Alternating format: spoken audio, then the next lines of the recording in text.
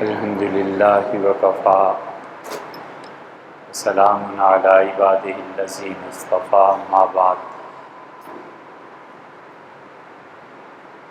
اللہ تعالیٰ نے بنیادی طور پہ انسان کو ایک کمزور مخلوق بنایا ہے، اور اللہ نے اپنی پاک کتاب میں بار بار اس کا تذکرہ بھی فرمایا ہے، اور یہ فرمایا کہ انہ کان ظلوما جہولا، اور انسان چیزوں کو، اپنے جذبات کو اصل جگہ جہاں پر ہونا چاہیے وہاں نہیں رکھتا، اور انسان بھولا بھالا ہے۔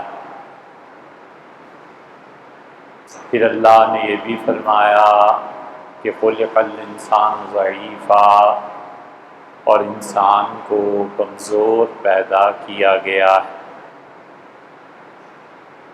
پھر اللہ نے انسانوں کی شخصیت میں جو کمزور پہلو ہیں ان کا بھی تذکرہ فرمایا، اور اللہ تعالیٰ نے بتایا کہ وَإِنَّهُ لِحُبِّ الْخَيْرِ لَشَدِيدٌ، اور انسان کے دل میں مال کی محبت بہت شدید ہے۔ پھر فرمایا زُيِّنَ لِلنَّاسِ، لوگوں کو بہت خوبصورت کر کے دکھائی گئیں، مزین کی گئیں۔ حُبُّ الشَّهَوَاتِ مِنَ النِّسَاءِ، عورتوں کی محبت اور جن سے مخالف کی لپک۔ اللہ نے کہا یہ ایسی چیز ہے کہ لوگ اس کی طرف لپکتے ہیں۔ والبنین، اور بیٹے، جس کو دیکھو اولاد نرینہ کی تمنا، اور جس کو دیکھو بیٹوں کے زور پہ اچھلنا، اور جس کو دیکھو بیٹوں کی طلب۔ والقناطیر المقنطرۃ من الذھب والفضہ، اور سونے اور چاندی کے ڈھیر اس کے لیے لگے ہوئے ہوں۔ یہ اس کی کمزوری ہے کہ بینک بیلنس جمع مالا وعددہ، اور جمع کرتا ہے پیسے کو اور پھر گنتا رہتا ہے۔ یحسب ان مالہ اخلدہ، اور وہ غلطی سے سوچتا ہے کہ یہ مال اس کے پاس ہمیشہ رہے گا۔ اللہ تعالیٰ نے اس لیے مذمت فرمائی ان چیزوں کی۔ والمسومات، اور اللہ تعالیٰ نے فرمایا کہ گھوڑے سواری کے لیے سوزوکی سے لے کے اور BMW تک، اور ایک چھوٹی کار سے لے کے بڑی سے بڑی کار تک، من الانعام جانور، والحرث اور کھیتیاں۔ اللہ نے بتایا یہ انسانوں کی کمزوریاں ہیں، اور اللہ تعالیٰ نے ساتھ ہی ساتھ یہ بھی کہا کہ قُلْ مَنْ حَرَّمَ زِینَةَ اللَّهِ الَّتِی أَخْرَجَ لِعِبَادِهِ، ان سے پوچھ کس نے حرام کی ہیں وہ چیزیں جو میں نے اس دنیا میں پیدا کی ہیں، اور انہیں کہہ کہ حیا یہ چیزیں جو تم نے سنی ہیں یہ سب کی سب اصلاً تمہارے لیے۔ انسان ان ساری چیزوں میں ضعف کا مظاہرہ کرتا ہے، انسان تھک جاتا ہے، انسان پلٹ جاتا ہے، انسان شکست کھاتا ہے، اور انسان اپنے لیے جہنم کے سامان پیدا کرتا ہے جب وہ اس پوری دنیا کی چیزوں کو 3 کاموں میں صرف کر دیتا ہے۔ سب سے بڑی چیز شیطان کا مورچہ، انسان کا نفس جو اسے برائی کی طرف لے جاتا ہے۔ اللہ نے فرمایا فَأَلْهَمَهَا فُجُورَهَا وَتَقْوَاهَا، اللہ نے دونوں چیزیں نفس انسانی میں برابری کی سطح پہ رکھی ہیں۔ اللہ کی نافرمانی بھی، فسق و فجور بھی، فسق نہیں کہا فجور کہا ہے۔ فسق کہتے ہیں کہ فسق کہتے ہیں عربی میں پھل کا اپنے خوشے کو چھوڑ دینا، کھجور اپنے خوشے کو چھوڑ دے، کوئی بھی کھانے پینے کی چیز جب وہ اپنے خوشے سے الگ ہو جاتی ہے، اس کو کہتے ہیں فسق، وہ ایک بار ہوتا ہے۔ فجور، فجر، چیرنا، پھاڑنا، والفجر، اور اللہ نے کہا قسم ہے فجر کی۔ فجر عربی زبان میں کہتے ہیں چیر دینے، رات کی تاریکی کو چیر کر صبح کی روشنی طلوع ہوتی ہے۔ اللہ نے کہا فَأَلْهَمَا فُجُورًا وَتَقْوَىٰ، فجور اس کو الہام کیا ہے، مطلب یہ کہ ایک آدھ مرتبہ کبیرہ گناہ نہیں ہوتا اس سے، وہ بار بار کبیرہ گناہ کو پلٹ پلٹ کے کرتا ہے، پلٹ پلٹ کے کبیرہ گناہوں میں پڑتا ہے۔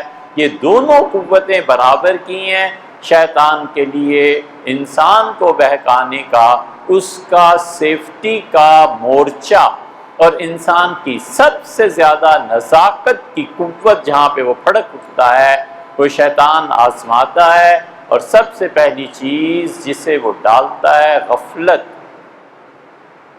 ایک دم غافل 100 دم کافر۔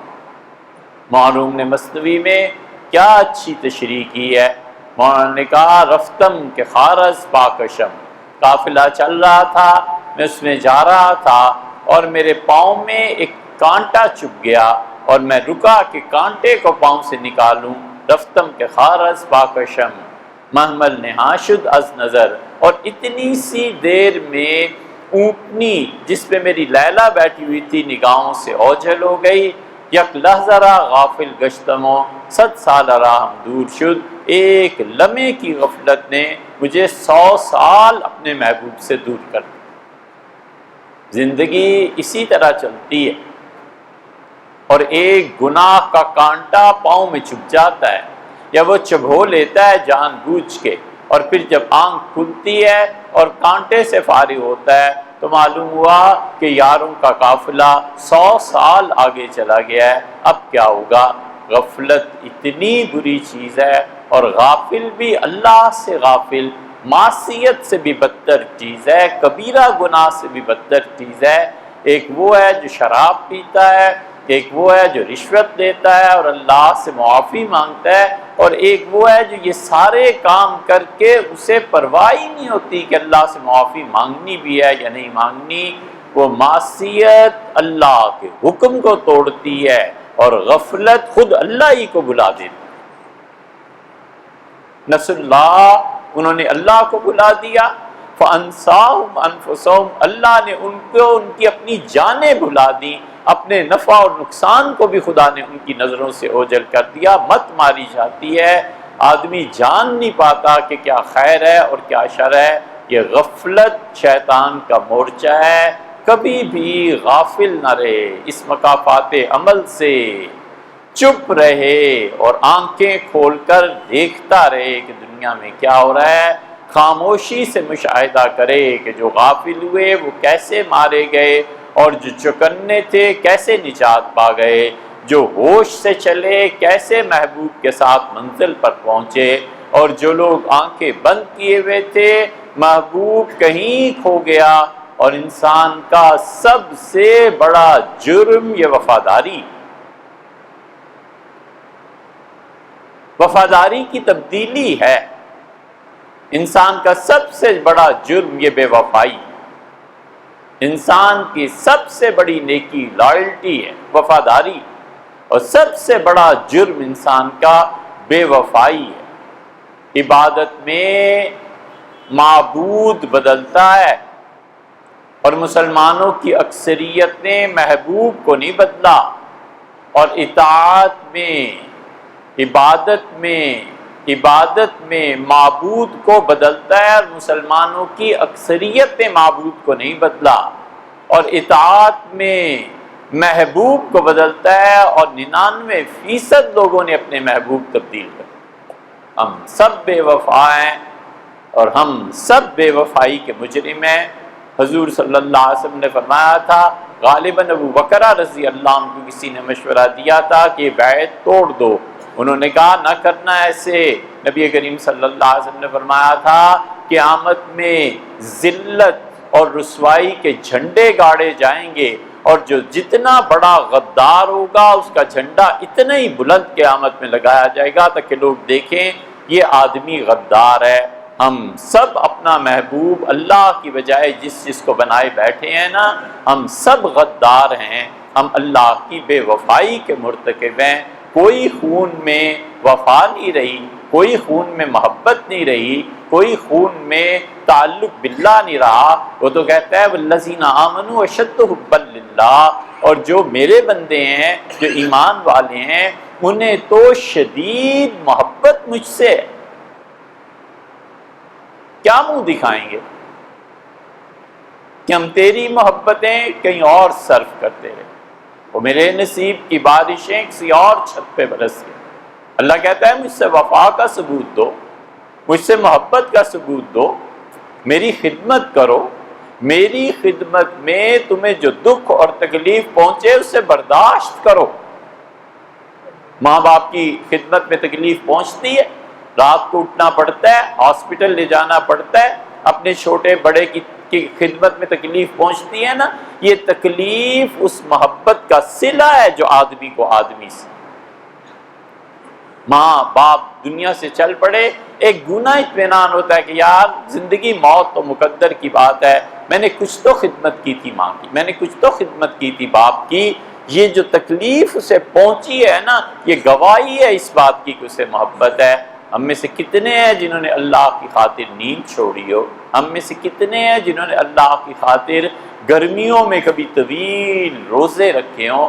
اللہ کہتا ہے تم جرم کر لو اور تم قتل کر دو کسی کو ناحق اور اس کا کوئی جرم نہ ہو مقتول کا، تو شہرین متتابعین توبۃ من اللہ، اللہ سے 2 مہینے کے روزے رکھو، 2 مہینے کے روزوں سے تمہارا دل پاک ہو جائے گا اور خون کا دھبا دھل جائے گا۔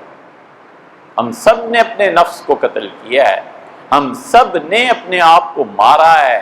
ہمیں کبھی خیال نہیں آتا کہ کبھی جون جولائی کے 2 مہینوں کے روزے میں مسلسل رکھوں اور توبہ کروں کہ اللہ جو وفا تجھ سے چاہیے تھی نا، جو محبتیں تیری تھیں اور جو تعلق تیرا تھا، یہ میں ساری زندگی جعلی محبوبوں کے چکر میں رہا، کبھی عورتوں کے پیچھے، کبھی لڑکوں کے پیچھے، کبھی مال کے پیچھے، کبھی کسی اور چیز کے پیچھے۔ جس وفا کو تیری نظر پیش کرنا چاہیے تھی، یہ وفا کہیں اور لگ گئی، اللہ معاف کر دے۔ سب سے بڑا جرم آدمی کا یہ بے وفائی ہے۔ شیطان غفلت میں ڈالتا ہے، اور غفلت کے بعد دوسری بڑی چیز جو نفس انسانی کو پیش آتی ہے سرکشی ہے۔ باغی ہو جاتا ہے، نہیں مانتا اس حکم کو، میری عقل میں نہیں آتا، ارے یار تم ہو کیا اور تمہاری عقل ہے ہی کتنی، 4 مسئلے اپنی زندگی کے حل نہیں کر سکتے اور چلا ہے باری تعالیٰ کے حکم پر یہ اعتراض کرنے کہ میری عقل میں کیا بات ہے۔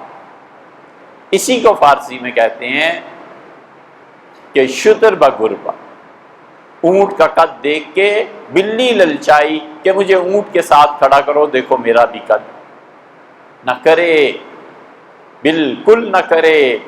اللہ اللہ ہے اور بندہ بہرحال بندہ ہے، وہ نافرمانی اور سرکشی پہ جب اترتا ہے خدا ڈھیل دے دیتا ہے۔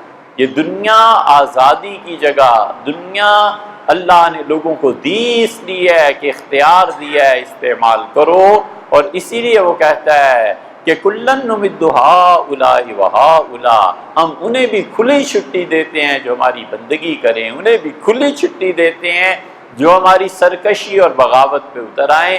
وما کان عطاء ربک محظورا، تیرا پروردگار کہیں بھی بخیل نہیں ہے۔ عیاشی چاہیے، بڑے موقع ہیں، اطاعت چاہیے، بڑے موقع ہیں۔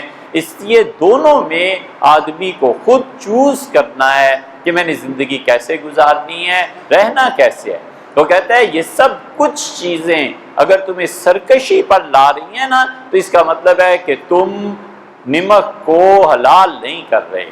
یہ سب چیزیں ہم نے دی ہیں، عورتیں کیا اور بچے کیا اور بیٹے کیا اور سونا چاندی کیا اور بڑی گاڑیاں کیا اور جانور کیا، ہر چیز ہم نے دی ہے، لیکن اگر یہ چیزیں غفلت کو پیدا کر رہی ہیں اور اگر یہ چیزیں اللہ کے حضور میں سرکشی کو پیدا کر رہی ہیں تو اس کا مطلب یہ ہے کہ اپنے آپ کو پیچھے ہٹانا ہے، اپنے آپ کو پیچھے رکھنا ہے۔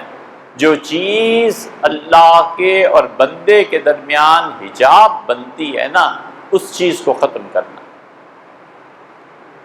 اسی لیے اللہ کہتا ہے آپ 10-20 نہیں، سینکڑوں کو دیکھیں گے، کہتے ہیں ہم تہجد پڑھتے تھے، اتنی مرتبہ درود شریف پڑھتے تھے، اب سب کچھ چھوٹ گیا۔ کیوں؟ وہ شیطان کا تیسرا حربہ ہے جو استعمال کرتا ہے۔ سرکشی کے بعد، غفلت کے بعد تیسری کاری ضرب جو شیطان لگاتا ہے وہ مزہ ہے۔ مزہ آئے گا، کوئی دلیل نہیں، یہ کام کیوں کر رہے ہو، وجہ وہاں عقل نہیں آتی، وہاں عقل صرف یہ سکھاتی ہے کہ مزہ آئے گا، فلاں چیز کی چوری کر لو مزہ آئے گا، فلاں چیز چھین کے کھا لو مزہ آئے گا۔ زندگی کے مزے ہیں دوسروں کے پلاٹ چھیننے میں، زندگی کے مزے ہیں حکمرانوں کی سیٹ پہ بیٹھ کر غفلت میں پڑ جانے سے کہ لوگوں کا کیا بنے گا۔ زندگی کے مزے ہیں نرم بستر اور دیر تک سونا، وہ زندگی جو تہذیب کو جنم دیتی ہے، وہ زندگی جو قوموں کو اٹھاتی ہے، وہ سٹرگل ہے، وہ محنت ہے، وہ قربانی ہے، وہ اپنے آپ کو پگھلانا ہے اور اپنے خون کو جلانا ہے۔ اے شباب، اپنے لہو کی آگ میں جلنے کا نام سخت کوشی سے ہے تلخ زندگانی انگبی۔ یہ اس فلسفی اور عارف باللہ کی بات ہے علامہ اقبال کی، ہے شباب اپنے لہو کی آگ میں جلنے کا نام سخت کوشی سے ہے تلخ زندگانی انگبی۔